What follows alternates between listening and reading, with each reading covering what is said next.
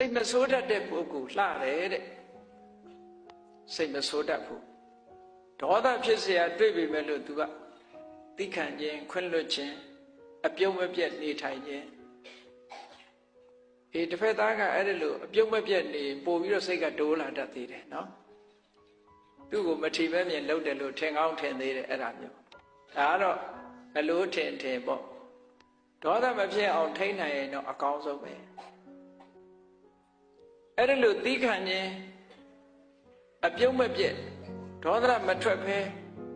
ဒီလိုဒေါသကိုချုပ်တီးဆောင်စည်းခြင်းဟာဘဝစတိုင်းမှာရုပ်အစင်းလှပခြင်းရဲ့အကြောင်းတရားဖြစ်တယ်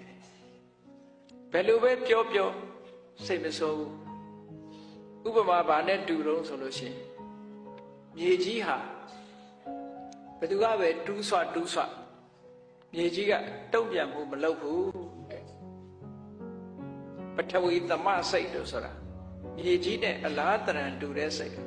တုံ့လုပ်ခြင်းမရှိဘူးထို့တူပဲရေဟာလည်းပဲဘယ်သူကပဲရေကိုမီးဘူးတိုက်မီးရှို့ရေဟာလည်းပဲတုံ့ပြန်ခြင်းမရှိဘူးလေဟာလည်းထို့တူပဲတုံ့ပြန်ခြင်းမရှိဘူးမီးဟာလည်းထို့တူပဲတုံ့ပြန်ခြင်းမရှိဘူးတဲ့ဒါကြောင့်မို့လို့ဘုန်းကြီးတို့တွေရဲ့စိတ်ဟာမြေကြီးပမာတုံ့ပြန်မှုမရှိအောင်လေ့ကျင့်ယူရမယ်လို့ဒီလိုပြောတာနော်ဘယ်လိုပဲကိုယ့်ကိုလာပြီးတော့ပြောစိတ်မဆိုးအောင်ကျင့်ရစိတ်မဆိုးအောင်နေရဒါဖြင့်စိတ်မဆိုးအောင်နေဖို့အတွက်အတွေးတစ်ခုတော့ရှိရလိမ့်အတွေးမရှိဘဲနဲ့စိတ်မဆိုးအောင်နေလို့မဖြစ်နိုင်ဘူးပေါ့ဘာနဲ့ခုခံမလဲမေတ္တာနဲ့ခုခံရင်ခုခံ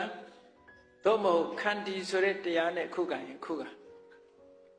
ခန္တီဆိုတာကိုဘုန်းကြီးတို့တွေတလွဲနားလည်နေကြတာရှိသေးတယ်နော်ပြန်မပြောဘူး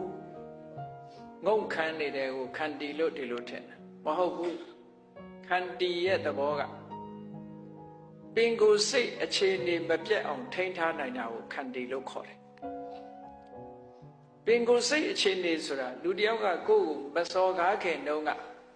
ချီလင်းပြီးတော့ငြိမ်းချမ်းနေတဲ့စိတ်ကလေးလားစော်ကားတဲ့အချိန်မှာအဲ့ဒီစိတ်ကလေးမပြောက်အောင်ထိန်းတာကိုခန္တီလို့ပြောတာအခုခန္တီဆိုတာကပြန်မပြောတာသာရှိတယ်ရင်ထဲမှာဘလောင်ဆူနေတယ်